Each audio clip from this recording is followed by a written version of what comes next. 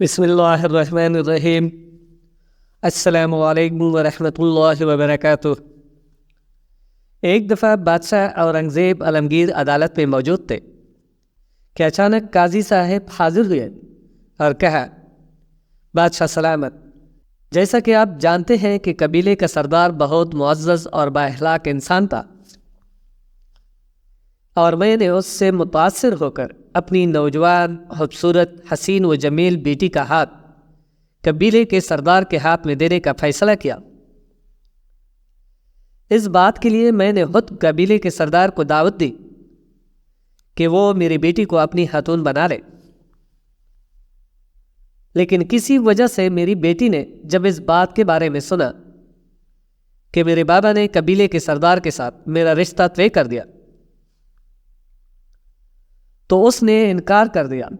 میں نے اپنی بیٹی کو پوری طرح سمجھانے کی کوشش کی کہ تم ایک شریف اور بہادر انسان کی خاتون بننے جا رہی ہو،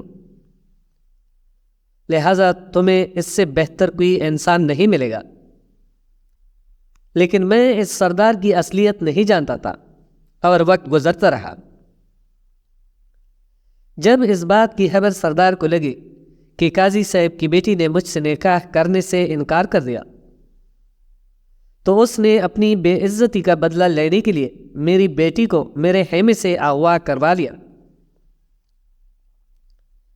گزشتہ رات اور آج سارا دن تلاش کرنے کے بعد بھی میری بیٹی کا کچھ پتہ نہیں چلا۔ جب یہ بات بادشاہ اورنگزیب نے سنی تو وہ بڑا حیران ہوا کہ آخر قبیلے کا اتنا بڑا سردار ایسی گھٹیا حرکت کیسے کر سکتا ہے۔ بادشاہ قاضی سے مخاطب ہوا اور فرمایا، قاضی صاحب، سردار پر الزامات لگانے سے پہلے سوچ لو، کیونکہ تم کسی عام انسان کے خلاف یہ الزام نہیں لگا رہے ہو۔ جواب میں قاضی صاحب کہنے لگا، بادشاہ سلامت، میرے پاس پختہ ثبوت ہے جن سے میں ثابت کر سکتا ہوں کہ اس سردار کے سپاہیوں نے میری بیٹی کو اغوا کر کے کہیں جنگل میں چھپا دیا ہے۔ بادشاہ نے قاضی صاحب سے پوچھا، بتاؤ تمہارے پاس کیا ثبوت ہے؟ قاضی صاحب نے کہا کہ بادشاہ سلامت، میں اپنا مقدمہ آپ کے پاس بغیر کسی ثبوت کے نہیں لایا۔ یہ سن کر بادشاہ اورنگزیب عالمگیر نے قبیلے کے سردار کو کہا کہ قاضی صاحب کے ثبوتوں کے جاننے سے پہلے میں آپ کے دلائل سننا چاہتا ہوں۔ بتاؤ آخر ہوا کیا تھا؟ سردار نے کہا کہ بادشاہ سلامت، چونکہ قاضی صاحب خود بتا چکے ہیں کہ انہوں نے مجھے اپنی بیٹی کے ساتھ نکاح کرنے کی دعوت دی، اور میں نے قاضی صاحب کی بیٹی کے ساتھ نکاح کرنے کی دعوت کو قبول کر لیا، لیکن قاضی صاحب یہ بات نہیں جانتے کہ اس کی بیٹی کسی اور کو چاہتی تھی، لہذا اس نے مجھ سے شادی کرنے سے انکار کر دیا، اور گزشتہ رات وہ اپنے اس عاشق کے ساتھ خیمے سے بھاگ گئی۔ جب یہ بات قاضی صاحب نے سنی تو وہ غصے میں آ گئے اور کہا، بادشاہ سلامت، آپ سردار کو حکم دیں کہ میری بیٹی کے خلاف ایسے الفاظ استعمال کرنے سے پہلے تھوڑا سوچ سمجھ کر بولے۔ بادشاہ نے قاضی صاحب کو کہا کہ تم نے تو کہا تھا کہ میرے پاس پختہ ثبوت ہے، بتاؤ ایسے کون سے ثبوت ہیں جس سے صاف صاف ظاہر ہو کہ تیری بیٹی باغی نہیں بلکہ اس کو اغوا کیا گیا ہے۔ قاضی صاحب نے کہا، بادشاہ سلامت، جب میں اپنی بیٹی کے خیمے میں گیا تو وہاں میری بیٹی کی انگوٹھی بستر کے ساتھ پڑی ہوئی تھی، اور اس سے صاف صاف ظاہر ہوتا ہے کہ اگر میری بیٹی بھاگتی تو اپنی انگوٹھی وہاں گرا کر نہ جاتی۔ دوسری بات، جب میں خیمے سے باہر نکلا تو وہاں مجھے اس سردار کے ایک قریبی سپاہی کا خنجر ملا جو خیمے کے دروازے کے ساتھ ہی پڑا تھا۔ آپ بتائیے کہ اس سردار کے قریبی سپاہی کا خنجر وہاں کیسے پہنچا؟ اگر اس کے سپاہی خیمے کے اندر نہیں گئے تو وہاں خنجر کیوں پڑا تھا، اور وہ انگوٹھی وہاں کیسے گری؟ بادشاہ نے قاضی صاحب کو کہا کہ تمہاری بات تو بالکل درست ہے، اس سے تو صاف ظاہر ہوتا ہے کہ یا تو سردار کو اپنے گناہ کا اقرار کرنا ہوگا یا پھر اس کے سپاہی کو ٹھوس ثبوت دینے ہوں گے کہ وہ خنجر وہاں کیسے گیا۔ اتنے میں وہ سردار بولا، بادشاہ سلامت۔ جب آدھی رات کا وقت ہوا تو قاضی صاحب کی بیٹی کے خیمے سے آوازیں آنے لگی۔ جب ہم وہاں بھاگتے ہوئے گئے تو وہاں خیمے میں اور کوئی موجود نہیں تھا۔ بستر اور خیمے کی کچھ چیزیں بکھری ہوئی تھی۔ جب ہم اس آدمی کو تلاش کرنے کے لیے باہر نکلے تو شاید جلدی میں سپاہی سے خنجر گر گیا ہوگا۔ اس سے یہ تو ظاہر نہیں ہوتا کہ میرے سپاہیوں نے اس کی بیٹی کو اغوا کیا ہے۔ بادشاہ نے سردار کو کہا کہ پھر تم یہ ثابت کرو کہ آخر وہ انگوٹھی کیسے وہاں گری۔ تو سردار نے کہا، بادشاہ سلامت، قاضی صاحب کی بیٹی بہت چلاک لڑکی تھی۔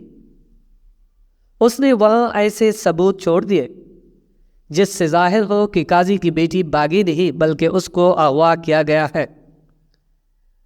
بادشاہ نے جب دونوں طرف کے دلائل سن لیے تو بڑا حیران و پریشان ہو گیا کہ آخر ان دونوں میں سے کون سچ بول رہا ہے اور کون جھوٹ بول رہا ہے۔ تھوڑی دیر سوچنے کے بعد بادشاہ اورنگزیب نے اپنے سپاہی کو حکم دیا کہ سردار کے قریبی سپاہی کا وہ خنجر جو کہ خیمے کے پاس پڑا ہوا تھا اور وہ قاضی صاحب کی بیٹی کی انگوٹھی میرے سامنے حاضر کی جائے۔ بادشاہ کے حکم پر خنجر اور انگوٹھی حاضر کی گئی۔ بادشاہ نے خنجر اور انگوٹھی کو اپنے ہاتھوں میں لیا اور بغور اسے دیکھنے لگے۔ تمام لوگ حیران تھے کہ بادشاہ سلامت صرف انگوٹھی اور خنجر سے کیسے ثابت کریں گے کہ ان میں سے کون جھوٹ اور کون سچ بول رہا ہے۔ تمام لوگوں کی نظریں بادشاہ پر لگی ہوئی تھی۔ بادشاہ گہری سوچ میں ڈوبا ہوا تھا۔ ایسا لگ رہا تھا کہ بادشاہ کے دماغ میں ایک طوفان چل رہا ہے جس کی تیز رفتاری تمام درباریوں کو اڑا کر لے جائے گی۔ اچانک بادشاہ اورنگزیب عالمگیر نے وہ انگوٹھی اور خنجر اپنے سامنے پڑے ہوئے میز پر رکھ دیے اور ایک سپاہی کو حکم دیا کہ جاؤ 4 چینٹیاں پکڑ کر لے آؤ۔ بادشاہ کا حکم تھا۔ سپاہی گیا اور 4 چینٹیاں پکڑ کر لے آیا۔ اب بادشاہ نے حکم دیا کہ ان چینٹیوں میں سے ایک چینٹی کو میز کے ایک کونے پر چھوڑا جائے۔ سپاہی نے جیسے ہی اس چینٹی کو چھوڑا تو چینٹی تھوڑی دیر رکنے کے بعد اس خنجر اور انگوٹھی کی طرف چلنا شروع ہو گئی اور آہستہ آہستہ اس خنجر کے اوپر گردش کرنے لگی۔ اب بادشاہ نے حکم دیا کہ دوسری چینٹی کو میز کے قریب چھوڑا جائے۔ دوسری چینٹی کو بھی میز کے قریب چھوڑا گیا تو وہ چینٹی تھوڑی دیر رکنے کے بعد سونگتے سونگتے میز کی ٹانگ سے چلتی چلتی اسی خنجر اور انگوٹھی کے اوپر آ پہنچی اور اوپر گردش کرنے لگے۔ اسی طرح تمام چینٹیوں کو تھوڑے تھوڑے فاصلے پر چھوڑا گیا تو ساری چینٹیاں خنجر اور انگوٹھی کے گرد اکٹھی ہو گئی۔ جب یہ ساری صورتحال بادشاہ نے دیکھی تو اس نے قاضی صاحب سے سوال کیا کہ قاضی صاحب، تمہارے قبیلے میں کتنے تاجر حلوائی کا کام کرتے ہیں؟ تو قاضی صاحب نے کہا کہ 3 تاجر حلوائی کا کام کرتے ہیں۔ بادشاہ نے کہا کہ ان 3 تاجروں کو میرے سامنے حاضر کیا جائے۔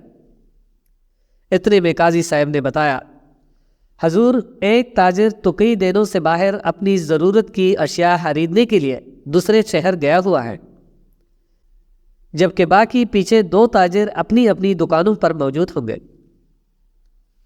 اب بادشاہ نے سپاہیوں کو حکم دیا کہ جا کر ان دونوں تاجروں کو عدالت میں حاضر کیا جائے۔ بادشاہ کے حکم پر ان دونوں تاجروں کو بادشاہ کے سامنے حاضر کیا گیا۔ بادشاہ نے ان دونوں سے پوچھا، بتاؤ جس رات یہ واقعہ پیش ہوا تم دونوں کہاں تھے؟ تو ان میں سے ایک تاجر نے کہا، بادشاہ سلامت، میں دکان بند کرنے کے بعد سیدھا اپنے دوست کے پاس چلا گیا۔ انہوں نے میری دعوت کی ہوئی تھی، میں نے وہاں ان کی دعوت کھائی اور رات انہی کے ساتھ گزار دی۔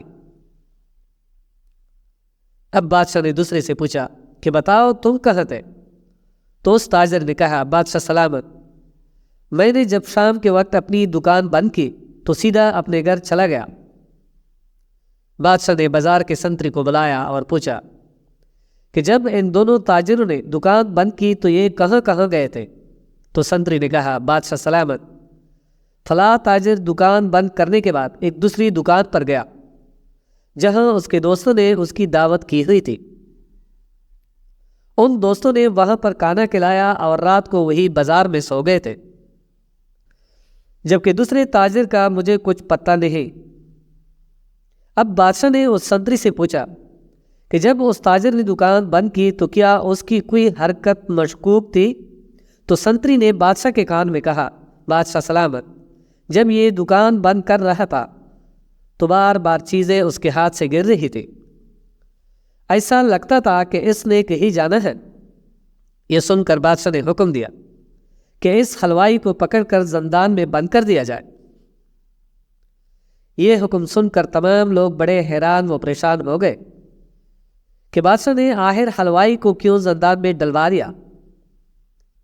اتنے میں قاضی صاحب بولا، بادشاہ سلامت، ہمیں صورتحال کی کچھ بھی سمجھ نہیں آ رہی۔ تو بادشاہ نے کہا، قاضی صاحب، تیری بیٹی اغوا نہیں کی گئی بلکہ اس حلوائی کے ساتھ بھاگ گئی ہے، اور اسی حلوائی نے تیری بیٹی کو کہیں چھپا کر رکھا ہوا ہے۔ جب یہ بات قاضی صاحب نے سنی تو غصے سے لال ہو گیا اور پھر بادشاہ سے عرض کی، بادشاہ سلامت، آپ کو کیسے پتہ چلا کہ یہ حلوائی ہی میری بیٹی کا مجرم ہے؟ یہ سوال تمام درباریوں کے دماغ میں موجود تھا۔ بادشاہ سے ایک وزیر نے بھی عرض کی کہ بادشاہ سلامت، آپ کیسے کہہ سکتے ہیں کہ صرف یہ حلوائی اتنے بڑے قبیلے میں مجرم ہے اور اسی نے ہی قاضی صاحب کی بیٹی کو بگایا ہے؟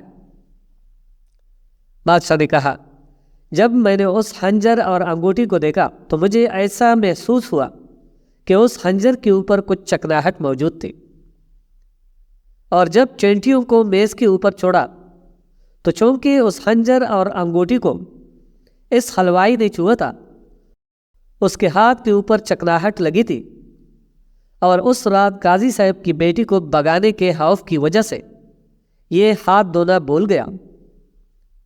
جب چینٹیاں خنجر اور انگوٹھی کے گرد اکٹھا ہونا شروع ہو گئی تو مجھے یقین ہو گیا کہ یہ کام ضرور کسی حلوائی نے کیا ہے، کیونکہ وہ سارا دن چکناہٹ اور میٹھی چیزوں میں ہاتھ ڈالتے ہیں۔ وہی چکناہٹ اس خنجر اور انگوٹھی پر لگ گئی تھی۔ بادشاہ سے پھر دوبارہ وزیر نے سوال کیا، بادشاہ سلامت، آخر قاضی کی بیٹی کی انگوٹھی اور خنجر پر چکناہٹ کیسی لگی؟ تو بادشاہ نے کہا، یہ حلوائی جانتا تھا کہ سردار کے ساتھ قاضی کی بیٹی کا رشتہ طے ہوا ہے، لہٰذا اگر میں اس کو بگا کر لے جاتا ہوں تو اس کا الزام سردار پر آئے گا، اس لیے اس نے اپنے ہاتھوں سے قاضی کی بیٹی سے انگوٹھی اتار کر وہی پھینک دی تاکہ ایسا لگے کہ قاضی صاحب کی بیٹی کو اغوا کیا گیا ہے، اور سردار کے سپاہی کا خنجر گرا نہیں بلکہ چرایا گیا تھا۔ اسی خنجر کو وہاں پھینک دیا گیا تھا تاکہ سارے ثبوت اس سردار کے خلاف جائیں۔ بادشاہ نے حکم دیا کہ اب حلوائی کو حاضر کیا جائے۔ جب اس کو حاضر کیا گیا تو اس نے اپنے جرم کا اعتراف کر لیا اور بتایا کہ میری دکان کے نیچے تہخانہ موجود ہے جہاں میں نے قاضی صاحب کی بیٹی کو چھپا کر رکھا ہوا ہے۔ اس وقت بادشاہ کے سپاہی وہاں گئے اور قاضی صاحب کی بیٹی کو وہاں سے لے کر عدالت میں حاضر ہوئے۔ قاضی صاحب کی بیٹی نے جب ساری صورتحال دیکھی تو اس نے بھی اپنے جرم کا اعتراف کر لیا اور کہا، بادشاہ سلامت، میں حلوائی سے محبت کرتی تھی، اور جب میں نے اس کے ساتھ بھاگنے کا ارادہ کیا تو میں نے ثبوت چھوڑ دیے جس سے سردار پر الزام لگا دیا گیا۔ میں نے سوچا کہ میرے بابا اس سردار کے ساتھ الجھ پڑیں گے اور مجھے تلاش کرنے کی کوشش نہیں کریں گے۔ بادشاہ نے قاضی صاحب کو کہا کہ قاضی صاحب، آپ نے ساری زندگی لوگوں کے ساتھ انصاف کیا، لوگوں کے مقدمے حل کیے، لیکن جو وقت آپ نے اپنی بیٹی کو دینا تھا وہ آپ نہیں دے پائے۔ اس لیے آپ کی بیٹی نے وہ حرکت کر دی جو کسی مزدور، فقیر یا کمہار کی بیٹی بھی نہیں کر سکتے، کیونکہ اس کی پرورش میں کمی رہ گئی تھی۔ لہٰذا بادشاہ نے قاضی صاحب کو اپنی بیٹی کے ساتھ رخصت کر دیا اور حکم دیا کہ اپنی بیٹی کو ایک باپ بن کر نہیں بلکہ ایک منصف بن کر سزا دینا۔ پھر بادشاہ نے سردار کو بعزت اپنے قبیلے کی طرف بھیج دیا اور اس حلوائی کو زندان میں بند کر دیا گیا۔